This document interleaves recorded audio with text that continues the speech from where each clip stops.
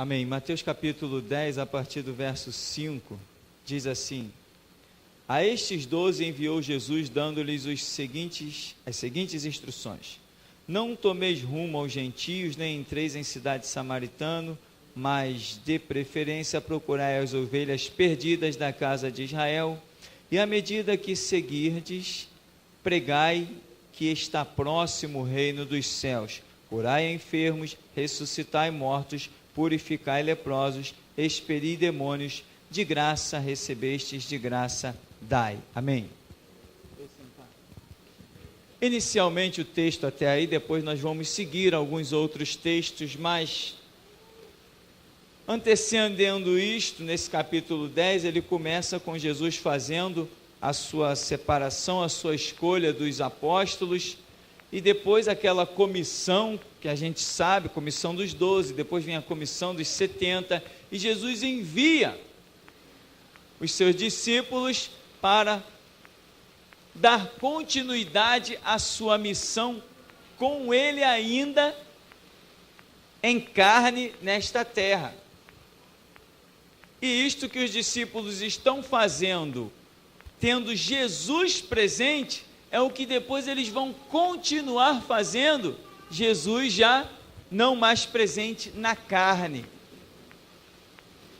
Interessante dessa missão aqui, são os sinais. Eu estava fazendo uma analogia, uma comparação, entre esses sinais e a reprovação de Jesus na vida de pessoas que disseram manifestar justamente estes sinais. Aqui ele diz, fala de cura do enfermo, fala até de ressuscitar os mortos, fala expelir demônios, quer dizer expulsar os demônios, fala todos os sinais que sempre a Escritura falou e os sinais que sempre Jesus manifestou.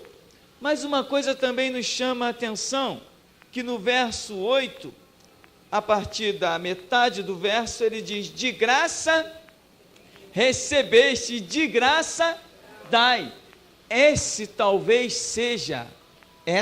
seja a única palavra dentro deste contexto que vai servir de prumo para que você entenda por que aquelas pessoas que ele vai dizer no capítulo 7 manifestam os sinais, os prodígios, as maravilhas, ficam reprovadas. Eles não dizem esta palavra: Senhor, nós de graça recebemos e de graça nós demos. Essa palavra ele não menciona aqueles homens, mas eles mencionaram tudo que Jesus disse aqui. À medida que seguir, pregai. Eles disseram que pregaram. Curai, disseram que curaram. Ressuscitai os mortos, purificai os leprosos. Isso está incluído quando eles dizem: fizemos maravilhas em teu nome. Expelir os demônios, eles foram muito enfáticos quanto a isso. Eles disseram: em teu nome expulsamos demônios. Nós vamos daqui a pouco analisar o texto lá. Seguindo aqui, no verso 9, diz: não vos provereis de ouro, nem de prata, nem de cobre nos vossos cintos, nem de alforje para o caminho, nem de 2 túnicas, nem de sandálias, nem de bordão, porque digno é o trabalhador do seu alimento. Ou seja, ele está dizendo: vocês vão manifestar esses sinais todos e não vão cobrar. Isso não é cobrado, é dom de Deus. De graça vocês estão recebendo, eu estou dando essa autoridade para vocês, e de graça vocês vão dar isso aí.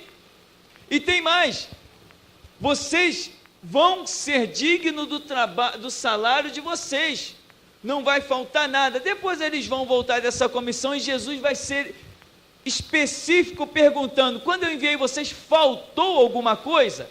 E eles vão dizer o quê? Não, Senhor, não faltou nada. Então Jesus já estava ainda presente com eles, demonstrando que nada iria lhes faltar quando eles estivessem cumprindo a missão que Jesus lhes mandou cumprir.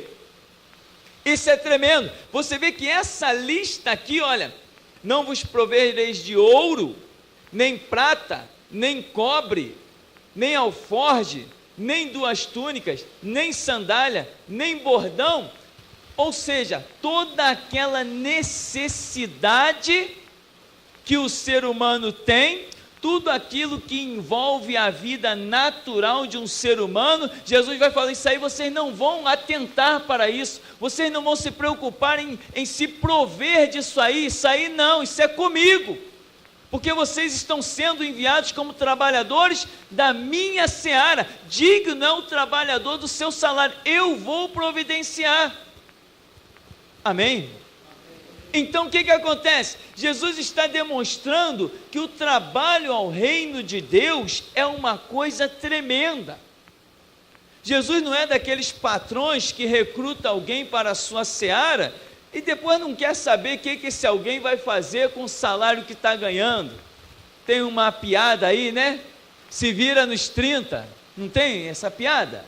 Tem uma piada dessa que eu já ouvi por aí, quer dizer, você recebeu o teu salário?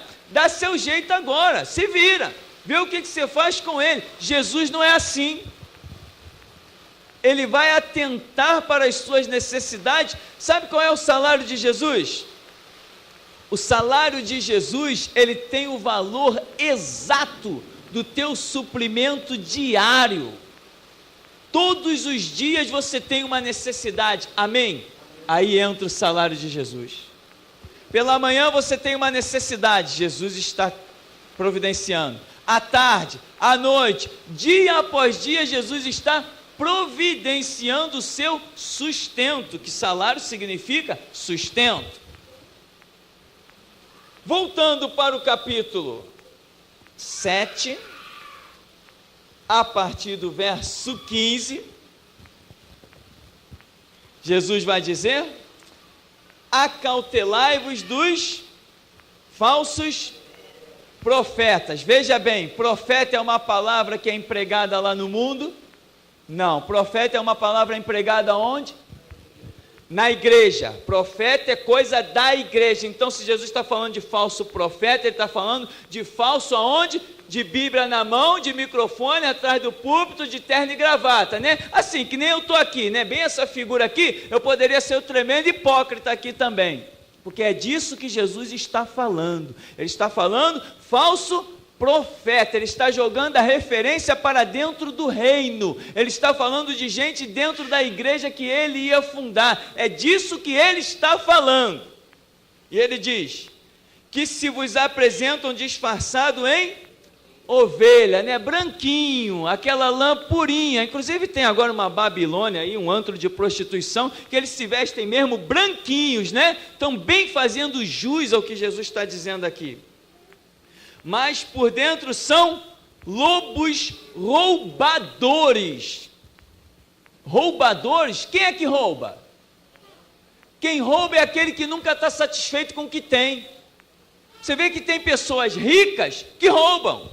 Juízes são ladrões no Brasil, advogados são verdadeiros mercenários, são ladrões no Brasil, professores são ladrões, líderes do segmento do governo que dirigem o INSS são ladrões, tem ladrão para tudo que é canto, e quando você vai ver o salário do cara, tu diz assim, caramba, eu com um salário desse eu me tornava dono do mundo, mas o cara não se contenta, ele é roubador, ele é ladrão, ele é um sanguessuga, não é isso que nós vemos? Mas lá Jesus tinha dito o quê? De graça recebeste, de graça dai.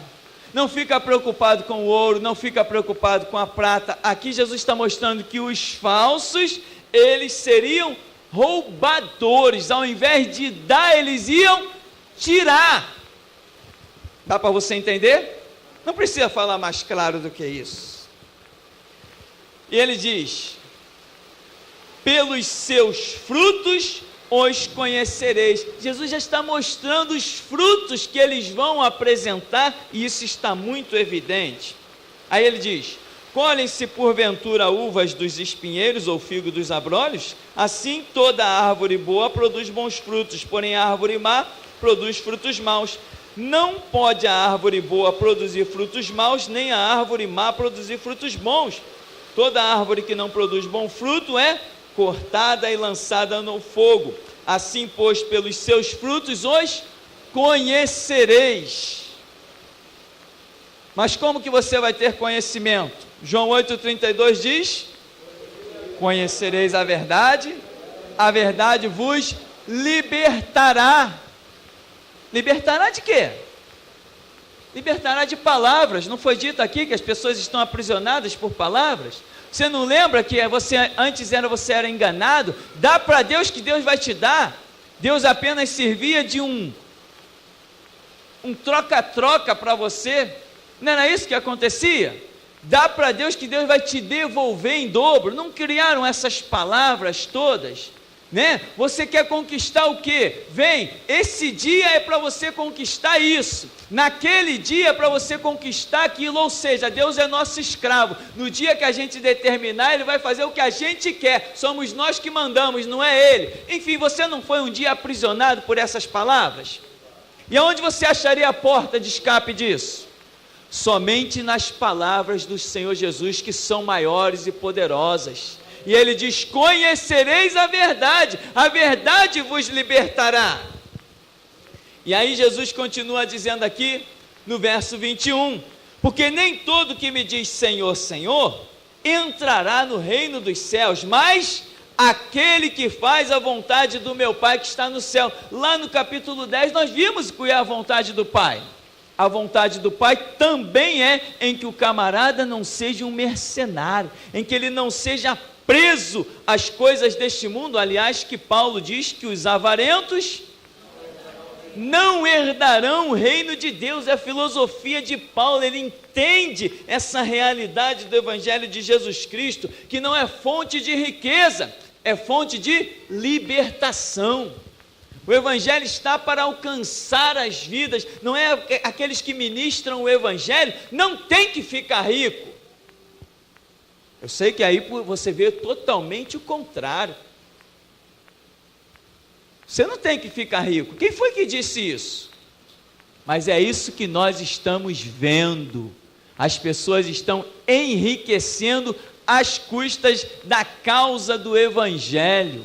É isso que está acontecendo. Por quê? Porque eles não estão enquadrados em alguns conceitos. Tem muita coisa para falar, mas o tempo é curto. Nós vamos seguir aqui quando Jesus diz assim: muitos, no verso 22, naquele dia hão de dizer-me, Senhor, Senhor, porventura não temos nós profetizado em teu nome? Mas no começo Jesus está falando: acautelai-vos dos falsos profetas, e em teu nome não expelimos demônios, em teu nome não fizemos muitos milagres? Então lhes direi explicitamente: nunca vos conheci, apartai-vos de mim os que praticais a iniquidade. Irmão, os homens vão chegar diante de Jesus com os sinais. Tu não disseste que a gente expeli demônio em teu nome? Eu expeli. Tu não disseste que a gente ia curar? Eu curei. Tu não disseste que a gente ia fazer maravilhas? Eu fiz. Cadê meu lugar aí no reino? Qual foi a expressão que Jesus usou? Nunca. Ele não disse: não, ultimamente, nos últimos dias eu não conheço vocês. Nos últimos meses, não, nos últimos anos eu não tenho tido comunhão com vocês. Não, a palavra é nunca, em tempo algum. Ora, mas eles expulsaram o demônio? Mesmo quando estavam expulsando, Jesus está dizendo que não os estava reconhecendo. Eles curaram os enfermos, e Jesus está dizendo que mesmo naquele momento em que enfermos estavam sendo curados na presença deles, ainda assim Jesus não os estava conhecendo. O que é o nunca? Em tempo algum, em momento algum, desde o nascer de vocês até o morrer de vocês, eu nunca conheci vocês. Mas foi em teu nome. Ora, mas lá em Êxodo já está dizendo: não tomarás o nome do Senhor teu Deus em vão. Quantos estão tomando o nome de Deus em vão? Ele falou: dirão o quê? Senhor, Senhor. Essa é a expressão máxima. Jesus não veio a este mundo como Senhor?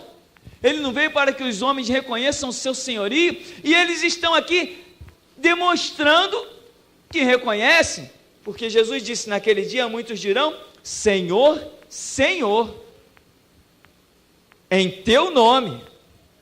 E Jesus está dizendo: eu nunca vos conheci. Irmão, vamos ser claros, porque se eu não for claro, eu não consigo dormir. Se eu não for claro, eu passo mal.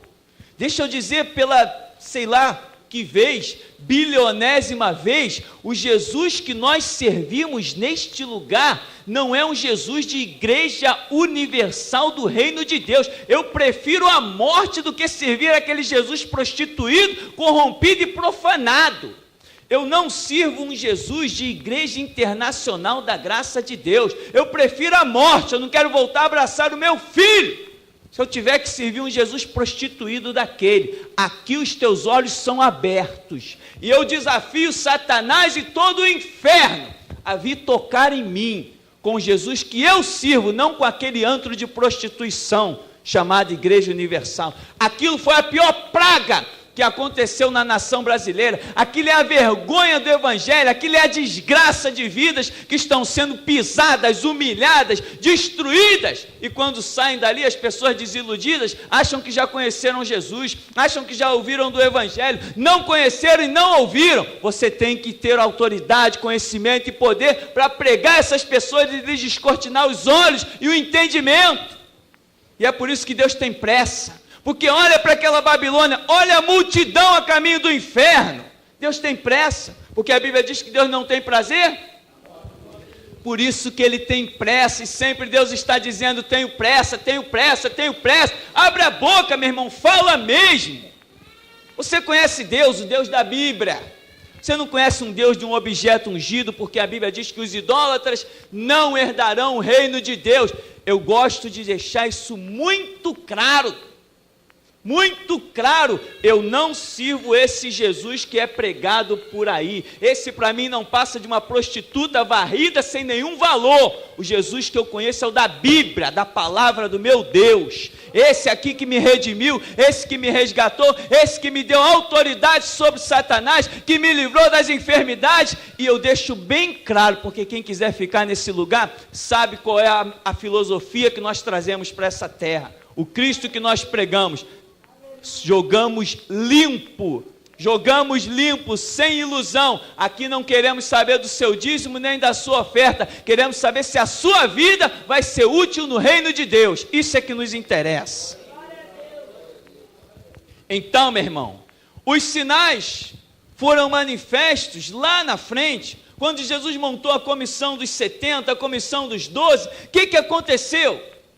Vieram homens que estavam no meio, todos eles depois voltaram: Senhor, em teu nome até os demônios se nos sujeitam. Aí Jesus disse assim: eu via Satanás como um raio cair do céu, eu vi ele destronado. Por quê? Foi no meu nome. Amém? Eu vi. Aí Jesus falou: eis que vos dou poder para pisar serpentes, escorpiões e toda a força do diabo, e nada vos causará dano algum. Tem um detalhe: tinha uma pessoa muito ilustre, pelo menos Jesus o considerou assim, pois chamou ele para o meio dos seus, que estava no meio desses aí. Quem era ele? Judas, o traidor. Ele também expulsou demônio, ele também curou enfermo, ele também fez maravilhas. E ele é um desses que está incluído aqui em Mateus capítulo 7. Meu irmão, ou você conhece Bíblia, ou você vai virar uma peteca na mão dos poderosos. A mídia tem uma força descomunal. A mídia faz você amar hoje o que você odiava ontem. Ela faz descer pela tua garganta as coisas mais profanas. A mídia é tão poderosa que ela arrancou o suco de laranja da mesa do brasileiro e botou a Coca-Cola. Todo mundo sabe que a Coca-Cola é nociva, que destrói o estômago, que arrebenta com tudo. Todo mundo sabe que a laranjada é saudável, mas cadê? Foi a mídia que fez isso. A força da mídia é descomunal. Todo mundo sabe que o cigarro é terrível, mas a mídia continua dizendo que é bom, as propagandas estão por aí e todo mundo está sendo destruído. A força da mídia corrompe os teus conceitos, corrompe os teus princípios. Por isso, sem Bíblia, você não vai a parte alguma. Não há Deus sem Bíblia. Você tem que conhecer Bíblia. Conhecer Bíblia. Se você conhece Bíblia, eu admito que você possa conhecer Deus. Mas se você não conhece Bíblia, você é um ninguém. Você é um zero à esquerda. Sem Bíblia, sabe o que você vai acontecer? Sabe o que você vai fazer? Você vai levar a rosa para dentro de casa, você vai levar o cinto, você vai levar a palmilha, você vai botar o trabalho na encruzilhada de novo, você vai bater cabeça para o tranca-rua, vai bater cabeça para o 7 capa, para o 7 flecha, você vai lá para a pedreira acender vela. Cai na real, meu irmão, a Bíblia está aí como a palavra de Deus, Ele é que faz o divisor de águas da nossa vida. Sem a Bíblia você não é nada, e se continuar sem Bíblia vai continuar sendo nada. Pode até ter dinheiro, que nem Roberto Marinho, que baixou as chamas do inferno, era rico, muito rico, e outros estão aí milionários, continuam baixando a chama do inferno, e pior, quando baixa sem um centavo. Bíblia é o que manda nas nossas vidas, conhecimento bíblico. Israel está lá sendo pisado hoje, por quê? Porque lhe faltou? Não é isso que a Escritura diz? Eles rejeitaram o meu conhecimento, também eu vou rejeitar eles. Não rejeitou? E como rejeitou? Sinais e frutos. Existe uma diferença muito grande. Sinais e frutos. Meu irmão, deixa eu dizer uma coisa que está fluindo aqui na minha cabeça nesta hora. Você só terá valor neste ministério, só terá valor para Deus, se você puder primeiro apostar a vida e pregar depois. Aqui é assim que funciona. Primeiro nós apostamos a vida, aceitamos desafio, desafiamos Satanás. Quando estamos de pé, a gente vai, abre a boca e prega. É assim que funciona aqui. É exatamente assim, e é assim que você tem que ser, sabe por quê? Deus tem pressa, Deus tem muita pressa. Hoje tinha aí, eu vi uns jovens, homens e mulheres, eu fiquei penalizado, distribuindo jornalzinho, se deparou com um irmão aí da igreja, o irmão fez algumas perguntas, coitado deles, vazios, sem absolutamente nada, não só dessa Babilônia Universal, mas de outras religiões. Já tem batistas batizando crianças, presbiterianos batizando crianças, uma maneira de conseguir enganar as pessoas e iludir, mas muitas vezes se manifesta um demônio em algum canto lá, eles vão lá e expulsam, e um dia eles vão chegar, Senhor, lembra daquele dia? Jesus vai dizer, que dia? Que dia? Não lembro de dia nenhum, eu nunca vos conheci, irmão. Eu quero que você devore a Bíblia, e você não será inocente, porque nunca vi um estudo bíblico tão profundo quanto o nosso aqui. De 10 ao meio-dia estamos aí todo domingo estudando Bíblia.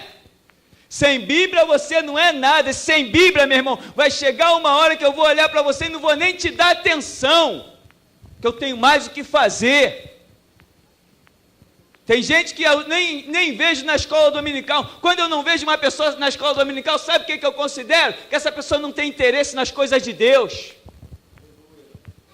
A igreja é uma grande faculdade, a igreja está aí para você aprender Bíblia. Se eu virar a cara e não te der muita importância, é porque eu já estou considerando que você não quer nada com Deus. Eu só ando com quem quer alguma coisa com Deus. Que a Bíblia diz, andarão dois juntos, se não estiverem de acordo? Não.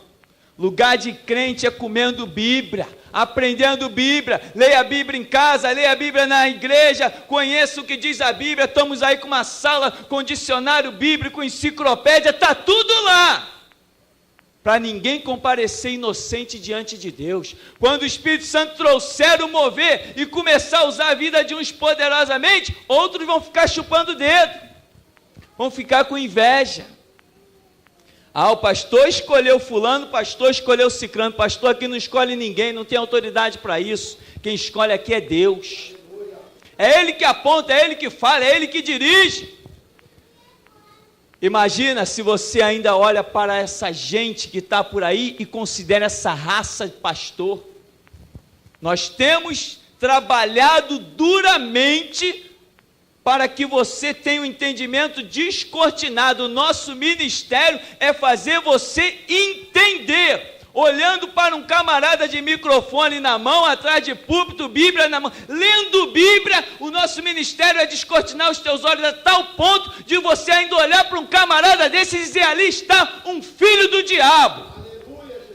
Esse é o nosso trabalho, e nós não temos falhado na nossa missão, não. Nós temos trabalhado duro, acordado cedo e dormido tarde, para você entender essas coisas. Passeio, tem igrejas batistas, metodistas, presbiterianas, quer desfilar roupa bonita, tem um monte de gente aí, um monte de lugar para desfilar roupa bonita. Aqui é lugar de você receber conhecimento, autoridade e desfazer as obras do diabo, que hoje estão sendo feitas dentro de lugares chamados igreja. É para isso que nós fomos chamados, e pode ter certeza, eu vou levar a minha missão até o fim. Eu fiz um pacto com Deus, não retrocedo, e o meu clamor é pela televisão. Não pense que eu na televisão eu vou diminuir a minha palavra, não pense que eu vou falar mais manso, ao contrário, eu estou guardando o melhor para lá. O melhor eu estou guardando para lá. Irmão, está aí os sinais. Como é que alguém vai ver um camarada chegando para um demônio? Demônio, eu te repreendo em nome de Jesus, sai! Aí o demônio saiu. Como é que alguém vai poder dizer, aquele cara que expulsou o demônio ali é um filho do diabo? Quem vai ter autoridade para isso? Você tem que ter olhos de águia. E é por isso que a gente diz, vem cá estudar. Porque se você não aprender aqui, não aprende em nenhum outro lugar. Os outros lugares ensinam você a meter a mão no bolso e dar. Aqui a gente ensina você a abrir o coração e receber. É diferente. O camarada ora por alguém, no dia seguinte o camarada, eu fui curado. Quem orou por você? Aquele cara. Como é que você vai dizer que aquele cara que orou e aquela pessoa ficou curada? Como é que você vai dizer que ele não é servo de Deus? Um dia, um projeto de pastor dessas Babilônias aí, falou para mim o seguinte, não, se um homem expulsa demônio, é porque Deus está na vida dele. Aí a gente abre aqui e diz assim, está vendo aqui? Senhor, em teu nome expulsamos demônio. O que Jesus falou? Nunca, eu nunca conheci, mas eu expulsei demônio, e daí? Mas eu nunca te conheci. Quem expulsa demônio não é o homem. Às vezes, para o nome de Jesus não ficar mais envergonhado na boca desses mercenários, Jesus vai lá e dá uma libertação momentânea para aquela pessoa. Só para o nome dele não ficar mais envergonhado ainda. Meu irmão, vai chegar um dia que Jesus vai cobrar. Se nós, que somos um ponto no meio do universo, temos fome e sede de justiça, que dirá o nosso Deus? Vai chegar um dia que ele vai cobrar, e vai cobrar tremendamente. Enfim, o que é uma igreja? Jesus falou que nós seríamos conhecidos, não falou? Jesus falou, vocês vão ser conhecidos, já Jesus deu uma lista, que nós seríamos conhecidos como discípulos dele. Está lá, Gálatas capítulo 5, Paulo repete muitas coisas, mas Jesus não disse que nós seríamos conhecidos como discípulo deles quando expulsássemos demônio, quando curássemos enfermos. Tudo isso acontece? Acontece, mas este não é o referencial que nos faz caracterizado como discípulo de Jesus Cristo. Amém, meu irmão? Então, querido, nessa noite, você sabe reconhecer o que é uma igreja? Se você não sabe ainda, você tem que sair daqui com essa graça, tem que sair daqui com essa direção, você tem que sair com essa orientação do Espírito Santo. Por quê? Porque você precisa de igreja, você não pode viver sem igreja. Quem não tem igreja está a caminho do inferno, isso é certo, isso é nu e patente e evidente. Quem não congrega em algum lugar, numa igreja verdadeira, está a caminho do inferno. Todo mundo sabe disso. Agora, já que você precisa de uma igreja, o que você vai fazer? Vai entrar na primeira que você achar? Você vai poder, pode ser que você continue a caminho do inferno. Deixa eu dizer uma lista para você. Vou até repetir, porque eu tenho prazer em repetir. Universal, você não vai achar Deus. A Igreja da Graça, você não vai achar Deus. A Missão Apostólica Cristo Vive, você não vai achar Deus. Todos os movimentos que aderiram, o G12, você não vai achar Deus. As igrejas batistas, cujos pastores são maçons, você não vai achar Deus. Eles adoram o diabo na maçonaria e vai para o púlpito da igreja cultuar Deus. Você não vai achar Deus lá na maçonaria, junto com os pastores da presbiteriana. Se tem exceção, eles que me apresentem, porque até hoje o que consta é que 100% deles o são. Você não vai achar Deus nas igrejas batistas que estão fazendo batismo de criança, mas você conhece tantas. E aí, eu estou dizendo que Deus não está lá. Estou te provando, estou te dizendo. É a idolatria dos objetos ungidos, é a rosa, é o cinto, é o batismo das crianças, mas você precisa de uma igreja. E agora, o que você vai fazer da vida? Eu vou te dar um conselho e vou encerrar. Mateus 6,6, o que diz lá? Entra no teu quarto, fecha a tua porta, fala com teu pai, deixa ele te orientar. Só assim você acha uma igreja verdadeira. Ah, mas tem uma pertinho da minha casa. Cuidado, que pode ser um antro de prostituição com fachada de igreja.